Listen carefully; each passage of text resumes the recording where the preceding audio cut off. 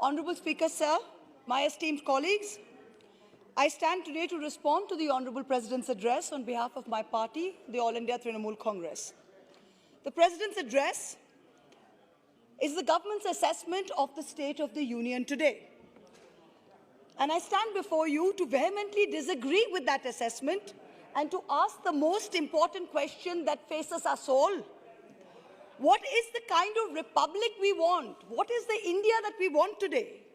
What is our idea of India that we are willing to stand up for, fight for, be abused for, get jailed for? Ours is a living constitution. It breathes as long as we are willing to breathe life into it. Otherwise, it's just a piece of paper, black and white, that can be smudged into shades of grey by any majoritarian government. An elected government bears the people's trust to uphold the constitution, both in letter as well as in spirit. If the government fails, we all fail. So it is not enough for Indians to sit back and watch and wish each other a happy Republic Day. This government wants to alter history. They are fearful of the future and they mistrust the present. Robert F. Kennedy in the 1960s had warned of such hateful forces. The Honourable President, early on in his address, speaks about freedom fighters who secured India's rights. He speaks of Guru Tegh Bahadur, V.O. Chidambaram Pillai, and Netaji Subhash Chandra Bose. But this is just lip service. In reality, recalling India's past, a past of decency, a past of plurality, a past of secularism, makes this government very, very insecure. So the Disallow Republic Day floats from West Bengal, from Tamil Nadu, from Kerala, floats on Netaji, who taught us to say Jai Hind, floats on Subramaniam Bhartiyar, who said that even if Indians are divided, they are still the child of one mother. Floats on V.O. Chidambaram Pillai, who even when he was threatened with being imprisoned on sedition, refused to stop his political activity. And floats on Srinarayan Guru, who picked up a rock and consecrated it as Erava Shiva. The invocation of an imaginary past, however, goes on and on. This government has reinvented Savarkar as a freedom fighter. The apology letter he wrote to the British, begging for release, is now being recast as some kind of strategic masterstroke. The appropriation of Bhagat Singh, who was staunchly anti-fascist. The appropriation of Sardar Vallabhbhai Patel, who banned the RSS after becoming Home Minister. The President's address refers to Netaji on multiple occasions. I will remind this Republic that this is the same Netaji who said, the government of India should have an absolutely neutral and impartial attitude towards all religions. Would Netaji have approved of a Hardwar Dharam Sansad that issues blood-curdling calls for Muslim genocide? On June 14, 1938, in Comilla, now Bangladesh, Netaji said, communalism has raised its ugly head in an all-out nakedness. Netaji's Indian National Army's insignia was Tipu Sultan's springing tiger. The same Tipu Sultan that you erased from our textbooks, after whom you cannot bear to name roads or sports stadiums. The INA's mottos were three Urdu words, Ittihad, Itmad, and Qurbani. Unity, trust, and sacrifice. The same Urdu language that this government is so delighted to replace with Hindi as the first and official language of Jammu and Kashmir. The President's address refers to Khadi being a symbol of consciousness under the leadership of Bapu.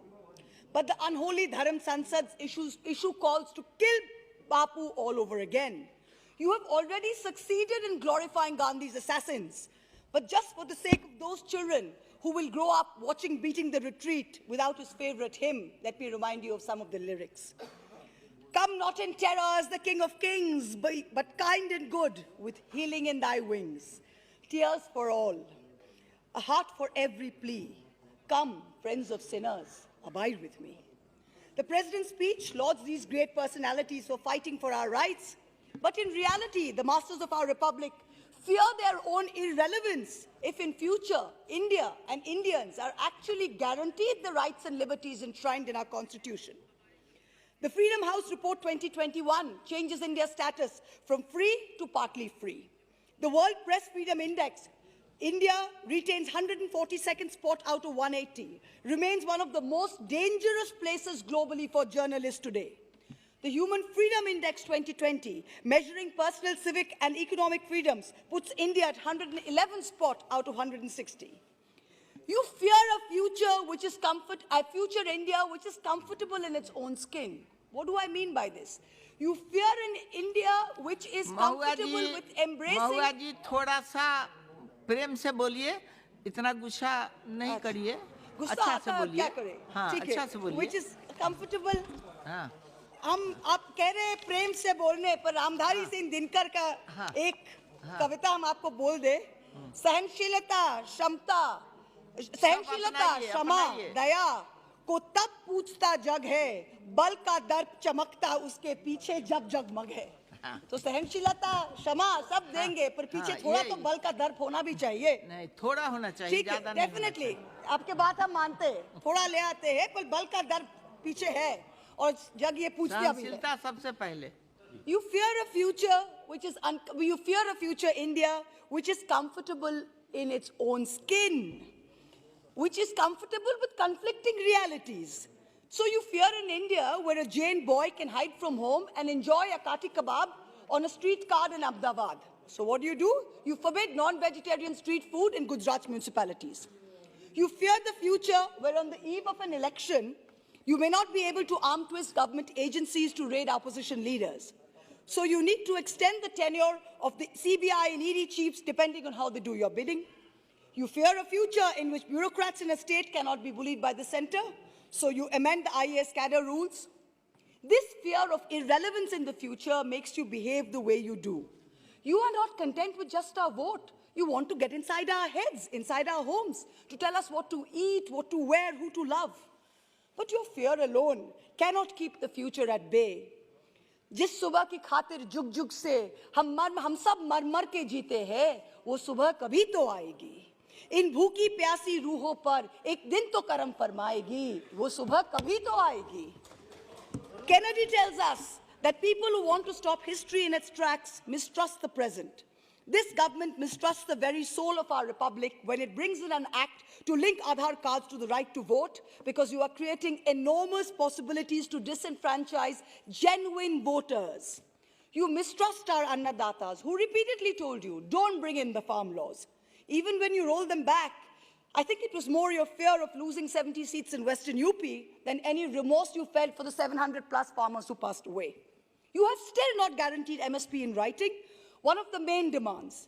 You mistrust the Jats, the Sikhs, anyone who stands up to you. And yet, the minute elections are around the corner, you shamelessly put on a pagdi and put out offers of alliances. But this time, the Chaudharys will not forget. The Chaudharys will not forget that the son of a sitting minister of this government mowed down 5 farmers, and it took 3 full days to arrest him, and that too after a horrified Supreme Court stepped in. I stand here today and ask you to remove the Minister of State, the Member of Parliament from Kerry, from office. Every minute that he continues in his chair is an affront to not only democracy, but to the very decency and self-respect of our polity. I shouldn't be standing here saying this. Your conscience should be telling you this.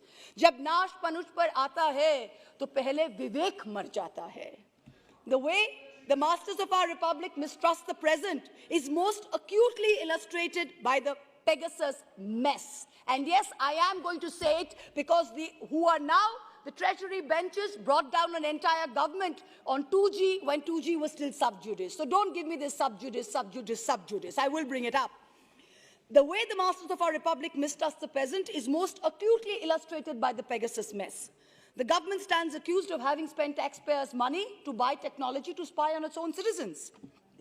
To paraphrase a leading journalist, New York Times is lying, The Wire is lying, Amnesty is lying, the French government is lying, the German government is lying, the US government is lying, WhatsApp and Apple, who have sued NSO, are lying.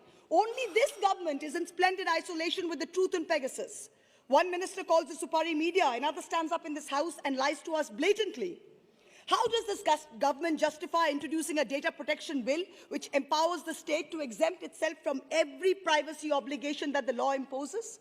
You have little respect for the most fundamental aspect of India, that it is a union of states with a federal structure. How else can you explain your patently illegal extension of the BSF jurisdiction 50 kilometers into state territory? You mistrust journalist Siddiq Kappan to an extent that you arrest him even before he's visited Hathras and even before he's written his report. You mistrust comedian Munawar Farooqi before a joke he's even yet to crack. The president's speech says this government has made a beginning to liberate Muslim women by removing triple talaq and Hajj restrictions. And yet, on New Year's Day 2022, Muslim women in India awoke to the reality of being auctioned as bully buys. This was version 2.0 of 2021's Sulli deals. It was only after a huge backlash that the government took action and a few arrests were made. Muslims today are denied houses on rent, accused of being spreaders of COVID in India, economically boycotted, forbidden from praying in designated spaces. This battle of 80% versus 20% that this government has started risks ruining 100% of our sacred republic. 2 minutes, madam. I have 13 minutes, 2 minutes. I am filled with horror at this rampant Islamophobia. But 2 minutes, sir. I have got 13 minutes, sir. I've got 13 minutes, madam. Madam, I've got 13 minutes. 1 minute. ठीक है, 2 minutes, 13 minutes है मेरा. 2 minutes में मैं खत्म करती हूँ. And it is not rampant. According to the United Christian Forum, there have been 460 attacks on Christians in 2021 alone. Violent mobs have attacked churches, Christian congregations, and Christmas celebrations in 16 towns and cities.